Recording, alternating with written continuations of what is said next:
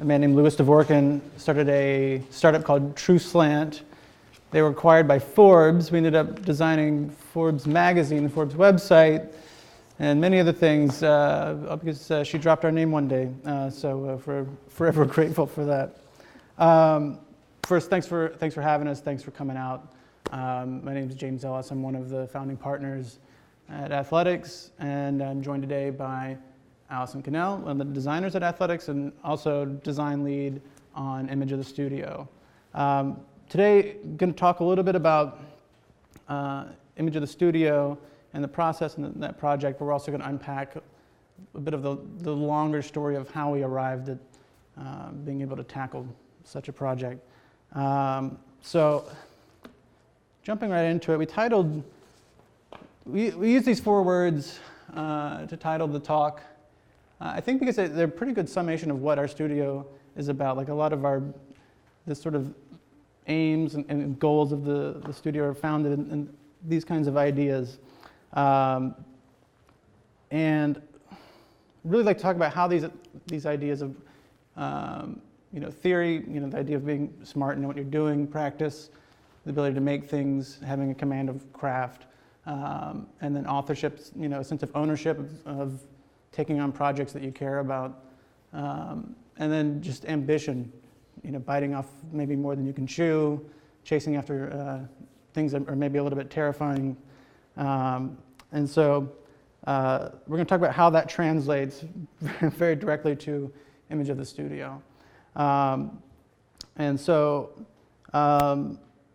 really the other thing is I would like to tell 2 stories. One is the story from the perspective of my perspective as a studio founder, as a partner, as the boss person, that kind of character. The second story being from the perspective of Allison, design lead on the project. So just to get us situated, I think we should jump back to 2004, 10 years, Bush era, very different. All right, so here's what it looked like right now. A little bit younger.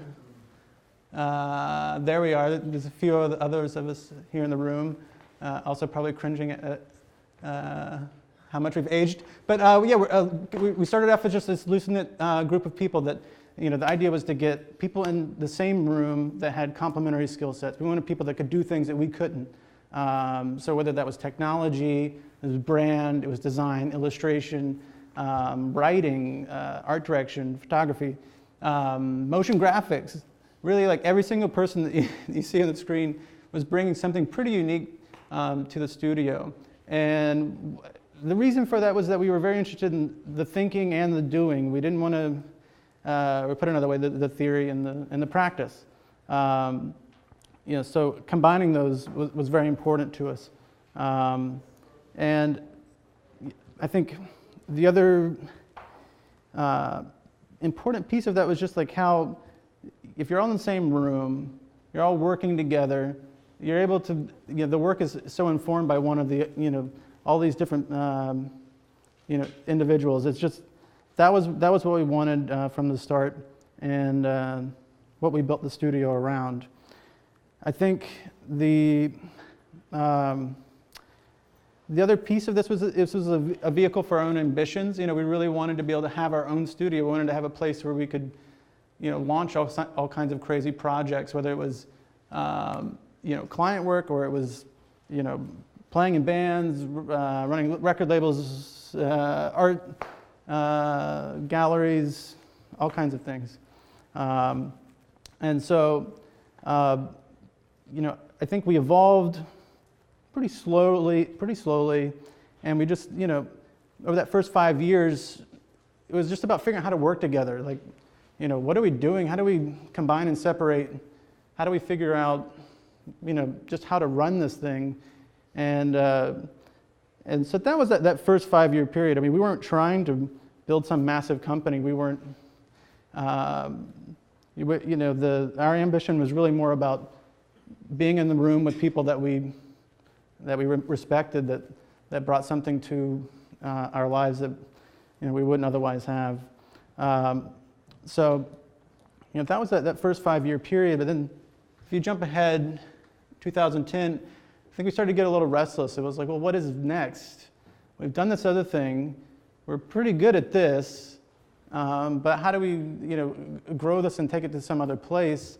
So that was really, something that started to be on our minds around that time. In 2010, this is what we looked like. It wasn't that much different. There was a couple of new faces, but at this point, we definitely knew that the next chapter, the next period of the studio had to be about, evolving this thing that worked for all these individuals and turning it into something that worked as a larger studio, as a business. So it takes us back to this idea, and we were like, well, how do we take this foundation and apply it to growing a company, to growing a business? And so the first pieces of it were like, well, we want to bring in this next wave of talent, and of course they should be clever. They should be able to think. They should also know how to do the work. So it's like the first two are knocked off pretty easy. Those are, I think, kind of obvious. But the authorship and ambition are the trickier bits, because it's I think what made us successful initially was just that we were chasing these kinds of ideas, and we were just ambitious people. We wanted to have this sense of authorship and an outlet for our own ambitions. And we realized, well, we want this next wave of people that are coming in to have those same qualities. And some of that is just, it's either in someone or it isn't, but it's also the responsibility of the studio to foster those things and enable, those things. So, with that in mind, we get to 2011, and we've got a pretty strong business. We're making money. We all are doing well. We have work coming in. We have business infrastructure, accountants, payroll, lawyers, bookkeepers, all that bullshit that is, kind of terrifying at first, but once you get it going, it's like, all right, we've got the system. It's not as scary to activate, new resources, meaning hiring people, which is scary for, I think, any business, making that jump to hiring people. So we started bringing on some very talented people that we thought felt, fit into this idea of what our studio was about. And then we also got, I would say, pretty lucky at that time. A little bit of sprinkle of luck, and the good fortune of having athletics have Allison join the team. So it's 2011. So I joined full-time in 2011, but I think it was kind of I figured it was actually like a 9-month process to make that happen between the first time I came in and talked to these guys. But it was essentially right out of school. After I graduated, I decided I wanted to move to New York, and came in and talked to Jay the first time just when I was visiting New York for a week. Then I moved here, worked a couple odd freelance jobs, took an internship, but all the while kept in touch. Eventually I got to a point where I was in the office just 2 days a week working, but after a couple months of that, it kind of became clear, definitely to me, that I wanted to be there full time. So. Yeah, I think truthfully, we said, you have to stay here. You have to be here every day. Tell the other people you're quitting. So then time goes by. Time goes by. A couple years later, been in the studio a while, kind of finally get to a point where I really know how to run a project. Obviously, much better designer, but I also know, the dynamics of the studio and how to leverage the studio resources.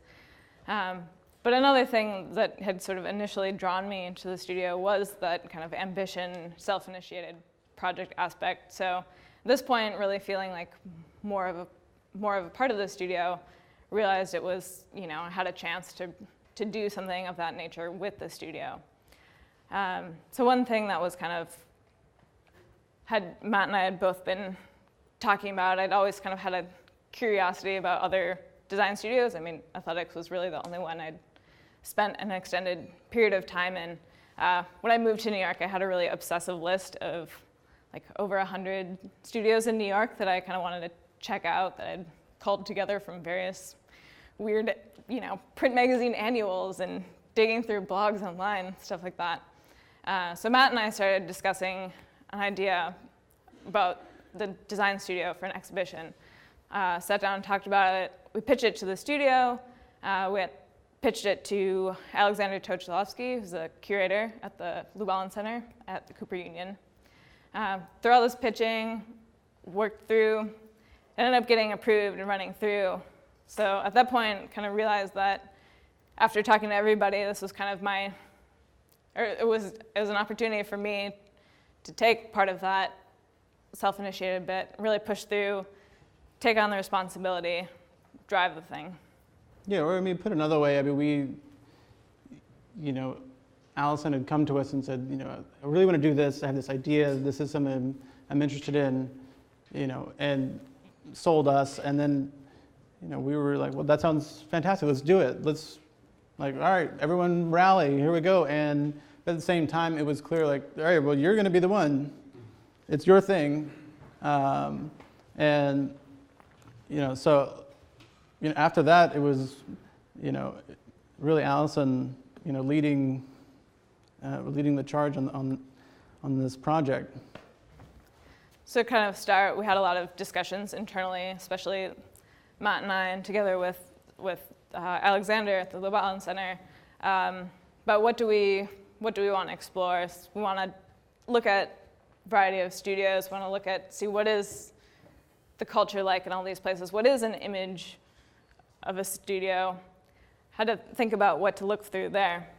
Yeah, the idea of an image of a studio, we started really unpacking that. What does that mean? And, so there was a couple of basic things. So if we use just ourselves as an example, there's the photographic portrait. So there we are. We look very lovely and serious, and that's our space.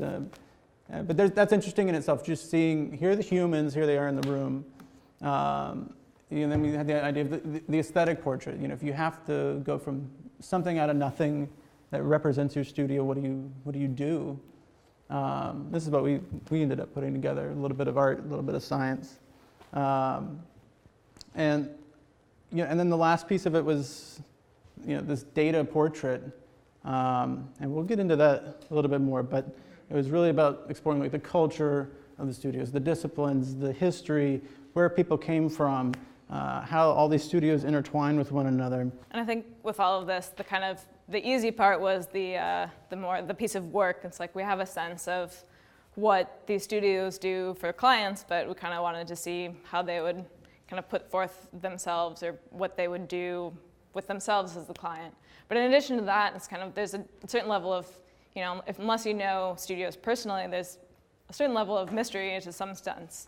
So we want to know who the people were at all these studios, put kind of a face to the name, and then find out a little bit more about their culture and working style, which is where the data bit came in. Yeah, so one first tricky piece was who are the studios? Who are we going to include? There's just so many options. There's so many amazing studios in New York. It really did come down to a bit of just real estate. We only had so much space in the Lubalin Center, and so we ended up settling on. The number was 78 studios, and we wanted a cross-section of studios. You can talk to this. Mm-hmm.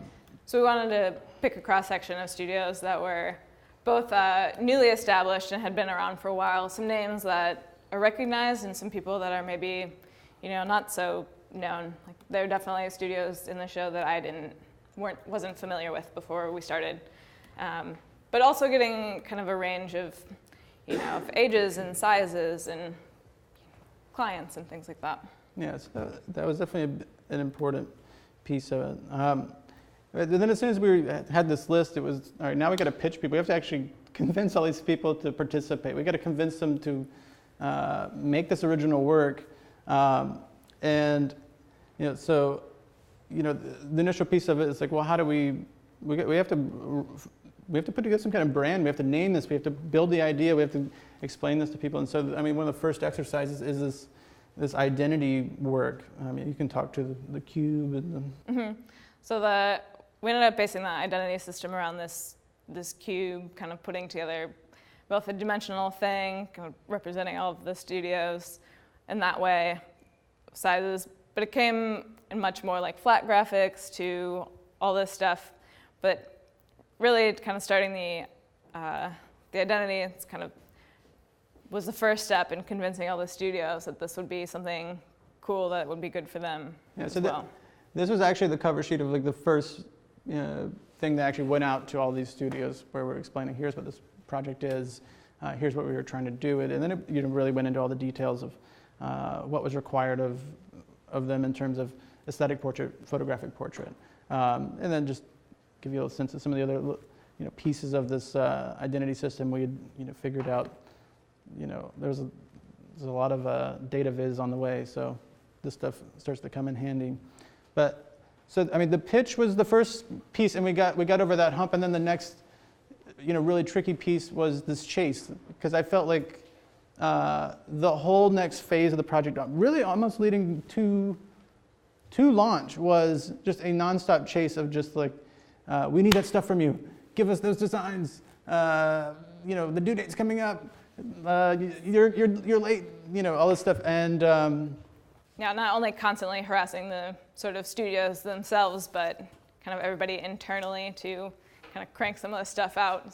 Now we're at a point where we've committed to it, and everybody else is on board. So gotta hold their own. Yeah, and another piece of this that I'll jump into now is talking about something that we told everyone, you got to give us this photograph, you got to give us this aesthetic portrait, and then we need to fill out this questionnaire. And we'll have to just kind of open-ended like that. It's just a questionnaire that we need you to fill out. And but in fact, it was a terrifying online form that we built, and so everyone had a unique log, and we're going to look at our own profile briefly here.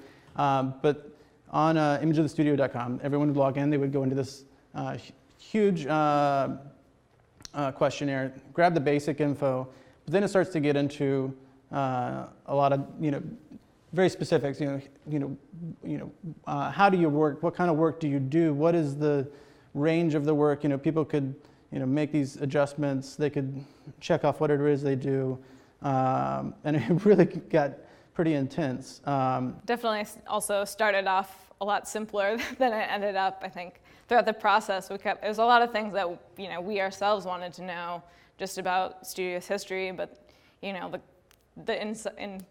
the culture inside, like, does your studio encourage freelance work? Some do and some don't. Some don't care, but some of that stuff we wanted to know. So kind of over the course of this, it's like we kept adding and adding and adding. Got pretty massive. I mean, another piece of it that was really interesting was this idea of like public and private information. So by default, revenue was private. That's how much money athletics makes. Anyway, but no, that wasn't revealed to anyone for anyone's studio. But it was used. That information was used to do a lot of data visualization that comes along. But you'll notice that for almost all of the controls, there was the option to toggle whether something was public or private. Which was very important to all the studios that participated. We wanted them to feel confident that everything that they shared with us would remain private. But there was a lot of fun stuff. Even some like the fun questions got down to like studio culture and how do you work? Are you working in groups? How do you do review processes? What kind of stuff's in the space? And we even tried to make the language of this fun and funny.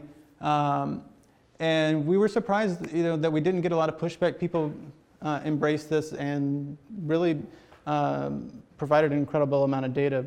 But this was something that, when we talk about ambition, this was way over the top, where, athletics as a whole is rallying to build this insane relational database system, designing this form, bringing it to life, because that this group of your peers are about to be knee-deep in it, and they all know what's good and bad. If it's not tight and buttoned up, it's not going to work for you. So this was a huge component of the project. So, that's all going on, and at the same time, what starts to happen is the work starts to roll in, and this was really fun for us. We had a Dropbox going, and studios, various times start, rolling in work, and things start to just flow in, and, just tons and tons of work. When you start thinking about 78 studios, they have to deliver 2 things each, and it was like a little surprise every couple of days when something rolled in, and a shot like this would come in, and we would just be like, look at that, that's so fucking amazing, and then you would just, it was just this really fun process that, where at the same time you're pulling teeth to get some of the stuff out of people, but then when you do get it, it's these magical things that just sort of appear. So this was definitely, a very exciting part of the project for us. And just this one, for example, was one of the very early pieces that came in from Triborough, where I feel like pretty much everyone in the studio stood around the monitor and just sweated this, and for a day or two. But so that's all going on. At the same time, we've got data just flying in at us. So over the course of this project, there were over 3,000 edits to profiles. People were making over 3,000 changes to their profiles. So we've got logs, stuff flying in. We're seeing so things, many emails. things like coming out. We were like seeing all the different heads of the studios, all their information flying in, the different locations around the world, all these funny tags that people are loading about, that describe their studios. Everything from your studio's go-to typefaces, and altogether ends up being this monster database. It was just a huge system, and so then that next phase for us was like, we have to lock this thing down and get into actually digging through this stuff, finding the interesting bits, and seeing how we're going to tell the story out of that. So from there, it's like all of these edits and data's coming in. We had to pull everything down from the database, start kind of sifting through it. So like, what is interesting about all of this stuff? Like some of it was just stuff we wanted to know, and ended up as a whole not necessarily being quite as interesting as we thought, but other stuff was very fascinating. But all the while being conscious of this public and private, what can we share and attribute to people? What needs to be kind of left as an overall, a little bit more of a generalization, looking at the overall picture of the studios in the show. Yeah. And so a lot of these infographics ended up being, part of the actual installation. A lot of them are also on the site, and they also went on to form a broadsheet that we did. So here we are, press check, Linco out in Long Island, and there's a big stack of broadsheets that were given away at the opening. And then I want to talk about just the exhibition design itself. And so here again, it's like overly ambitious, getting way out of control, off the rails, but somehow hanging on. So who builds a gigantic cube, cube lattice structure? Well, we did with our friends in Indianapolis. They have an amazing fabrication shop. And there it is, being delivered to the Cooper Union, wheeling it down the hallway, and ultimately, installing it into the space. So taking that theme of this brand that we've created and this identity system, bringing that to life. Another very complex piece of this was figuring out how are we going to fit all of this work into the space. So we mocking it up in our office, unpacking everything, doing an incredible amount of math to satisfy a beautiful grid system ideal for all the work, and the arrangement of everything. And this is everyone. This is everyone in the studio in the Cooper Gallery. Just like, oh, you go do all the math. I'm going to get the laser level. You go hang this thing. Unpack that box. I mean, it was a very, very fun process where everyone's coming together. Same thing happened on this massive wall where we wanted to use the cubes and activate this wall using the cubes representing the different sizes of the studio, so from the small to the medium to the large. I will tell you, has anyone ever been up in like a giant cherry picker thing? Anyone? It's very wobbly. So Jason has. It is the most terrifying thing. It's like getting a tattoo. You start to sweat profusely. Don't go to the third level. Yeah, it is. It is really intense. But we ended up, arriving at this wall. And I just wanted to take a moment and talk about, while all of this insanity is going on leading up to this launch of this exhibition, there's another team of people, writing tons of code, developers, designers, building the public-facing site that launched in conjunction with the exhibition. So the complete archive of the show, all of the studio profiles, and there's an incredible amount of work that went into that side of it as well. I think there ended up being 3 iterations of the site over the course of it, just from an initial splash page to kind of get people excited about it and feel like this is something, to another one that's kind of more publicly listed, the studios that were in the show to kind of get people interested while we were trying to kind of get the word out about it, and then finally at the end scrambling to get everything up for the final public-facing site. And so, to top it all off, we threw a giant party. 1,000 people showed up at the Cooper. It was I feel like a pretty unique moment of having all these different design studios and designers in the same room. We had a lovely time. I mean, it was really fun, and we all deservedly so, got drunk on the roof of the Standard afterwards, and it was a great night. So just to sum this up, you can talk about this. Yeah. So overall, it's kind of started out as this one small idea, and over the course of 9 months, had all these people coming together to build it. Just 9 designers, 4 developers, 2 editors, even a composer. We ended up doing a series of videos too, so we had somebody write original music for those. It's a long process, but it was great. Yeah, and I think even though this, in a lot of ways this was your project, this was something you were directing. It's like being the director of the studio and directing this big show.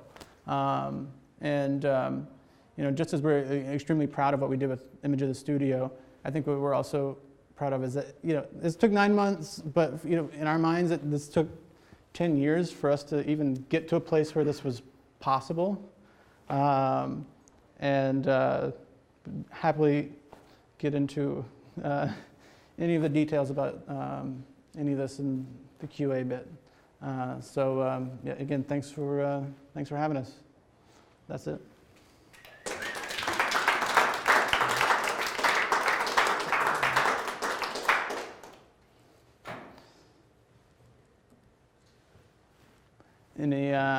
Any questions from anybody? So there was a big relational database, so tons of different tables, linking to other tables, like kind of a standard database type of system. But one of the first steps was we had to just look at what was going on inside of there. So we built a bunch of very rudimentary, ugly, just nasty tools that just barfed out, here's all this stuff that's going on. So we were able to start seeing trends and like, oh, that's an interesting bit. Like, oh, there's like, revenues of this level and studios with this many members in them. There's this sweet spot that seems to happen with these studios. Or, around, the early 2000s, like there's an explosion of studios opening in Brooklyn, and they're getting larger and larger, there was all kinds of things that started to surface, but there was that sifting process. And through that, then we went into the production of. I think definitely it was kind of had to find a way to dump out all the data, but there was a lot of sort of changing things around, like dumping it into a spreadsheet and seeing what was there.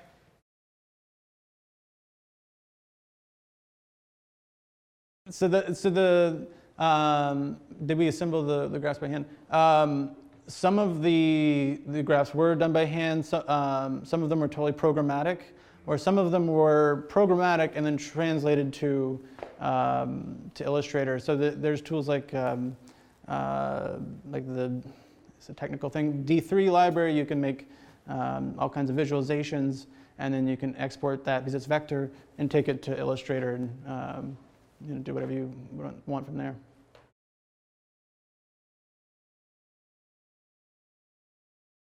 What really stood out? I think actually, I mean, for me, that was interesting was I was the one that kind of interfaced with all 78 studios, like constantly emailing them back and forth. I think that kind of more, at least for me, the more personal interaction was awesome. It was kind of interesting to see sort of the personalities of each studio. But in terms of like the data and the data visualizations, trying to think. I've got one. Who in here is from New York? Oh, two. Wow. All right. So no one in the show was from New York City. Very few, anyways. There was you could pick almost any other city, and there would be multiple people. And what you find, and when you read why people came to New York, it's people all came here to, for a reason. They had something that they wanted to do, and they were chose New York. And so once we started seeing that, one of the videos we created was ask the question of why New York, and try to get some of the answers about that. But that was one of those things where we were doing this big map of where all of the heads of the studio came from, and it was just everywhere on Earth except New York City. And so I thought that was interesting, but also fitting, our own studio. I mean, we're from everywhere, from Texas, Wisconsin, Atlanta, Minnesota. I'm forgetting people, but everywhere.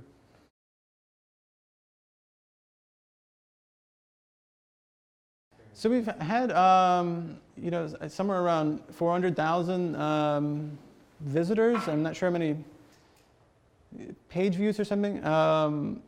But one bit of feedback that we did, I have heard a couple times, was just that from students and other people that are considering studios, that they may want to work, apply to or try to learn more about.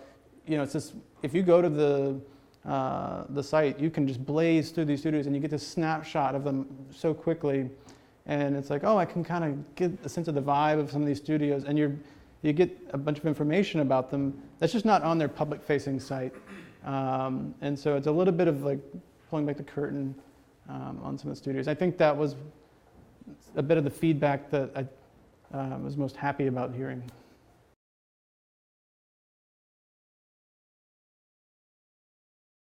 No, I mean, for us in a lot of ways, this was a passive business development kind of project.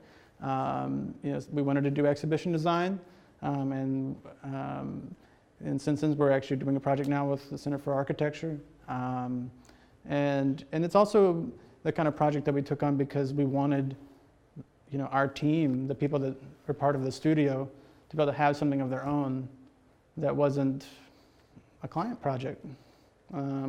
So I don't know. That wasn't really.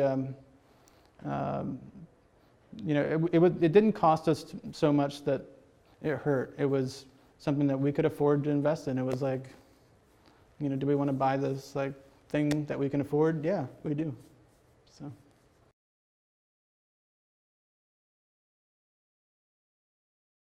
Yeah, it was very. Yeah, it was hard. I mean, it definitely took a lot of time. It was much slower burn in the beginning while everything was getting going. But the kind of last month and a half leading up to the opening, at least I was on it pretty much full time, mostly managing the studios, getting the things that we need, kind of getting what I needed out of the rest of the people of the studio. So it's like most other people would, spend parts of their day, but I ended up having to dedicate most of my time, the last bit, for that. But kind of in the beginning, it was kind of at least started more as, you know, a little bit of time at the end of the day here and there. But since we knew, obviously, there's a deadline and a time that has to go live, we made sure to dedicate time to it. Yeah, and I think it was also just trying to be smart about the schedules that you're committing to, which is always the case if you're doing client work. Just don't overpromise what you can't physically do. There's only so many hours in the day. We try to leave the office at a reasonable hour and all that kind of thing.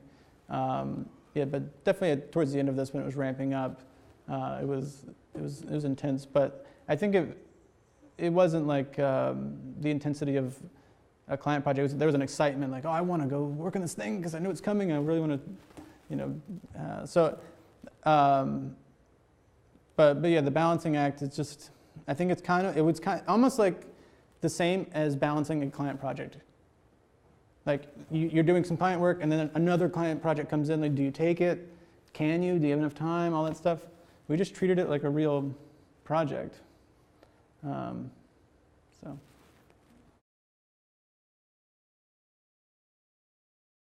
I would say yes. I mean, some of the things we did here, some colleagues of ours said, ever since this thing, we've been getting just loads of European intern requests, like 10 a day. What's going on? And like, I don't know.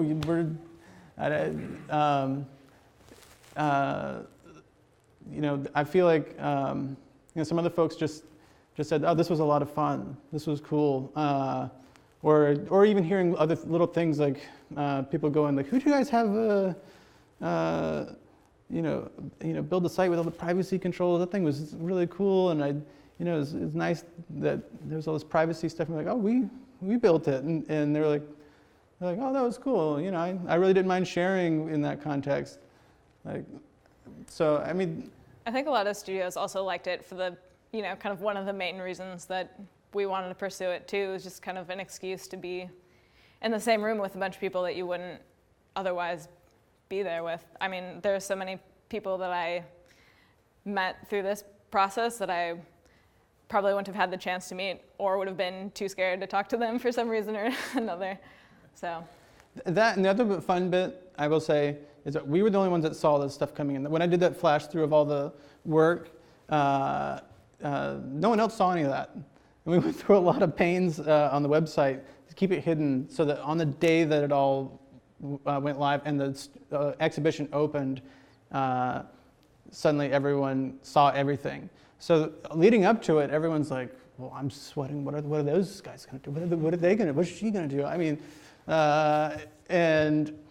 so we were the only ones that had the luxury of being like, oh, we've got to make this thing, our stuff, amazing, because it's got to stack up against these other people. But I did hear, feedback that was fun, that the big reveal was fun.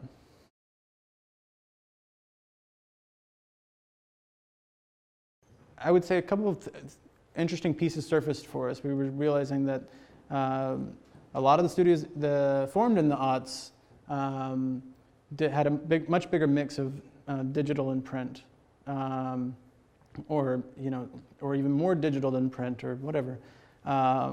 A lot of the more long-term, like well-established studios, it might be 90% print or 100% print, and I mean really it seemed like the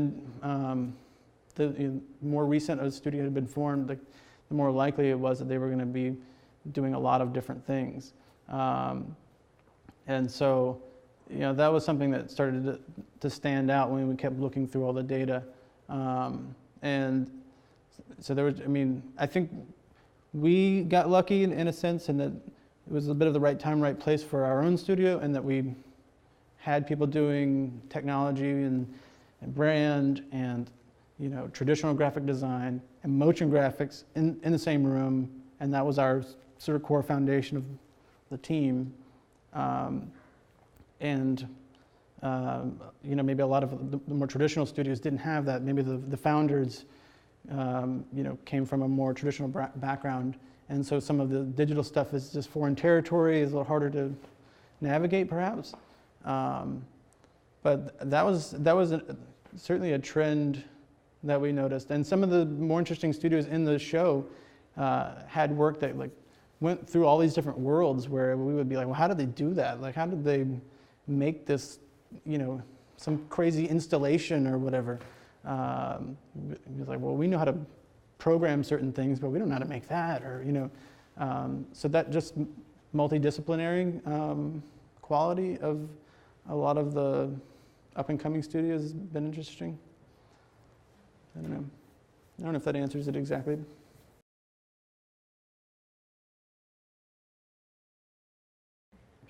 Well, think about maybe when you arrived 3 years ago versus what you're doing today. It's like there was a lot of stuff that you didn't know, you know. Yeah, there's plenty of stuff I didn't know, learned on the job, but in terms of like, you know, a certain sort of direction where they should go, I'm not really sure. I think, sorry. Well, I would say if in terms of maybe gaps and places where young people can focus, I think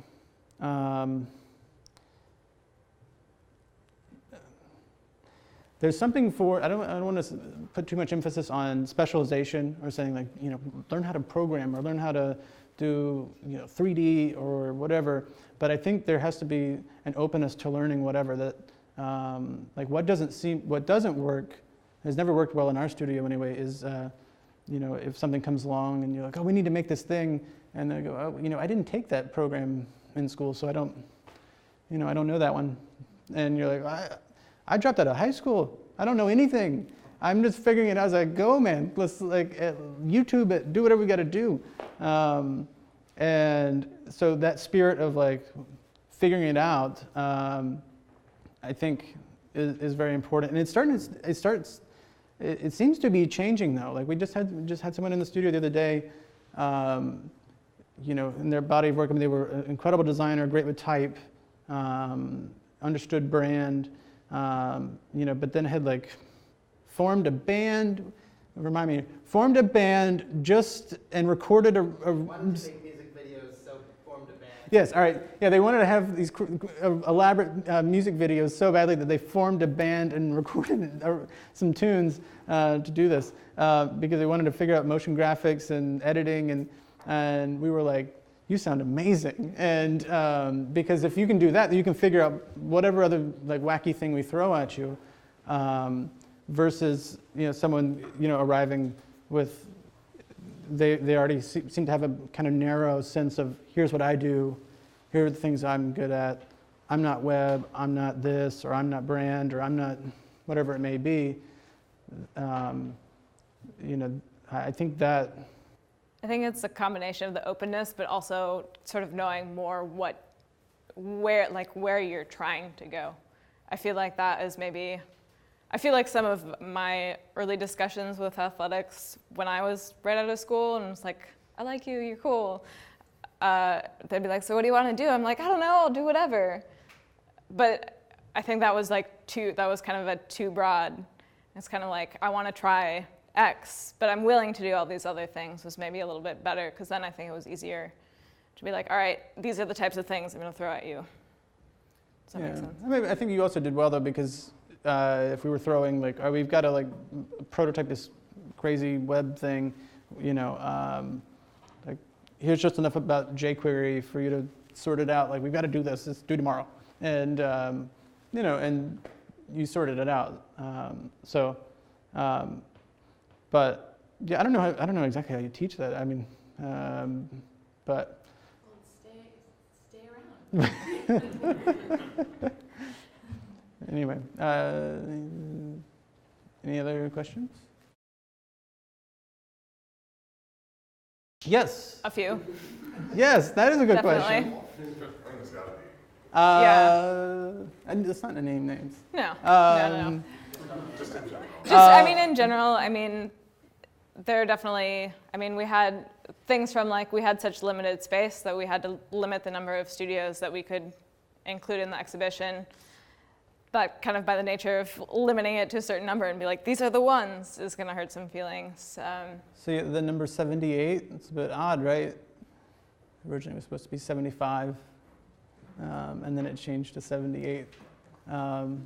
So maybe that answers the question. Mm-hmm. That, and I think that was kind of primarily it. There's like a couple minor things about, Yeah, just the overall. and I think that was one thing that we did take away, where we were like, with the website in particular, we've had requests to be added to it, and so we're wondering about what do we do, because we do feel it's an archive of this moment in time. It's not like these studios are going in and updating their information every 6 months. So at some point we may have to time capsule it or make it clear to people that it is an archive. And that's why there's only this, certain number of studios involved. But I don't know. We'll figure that out.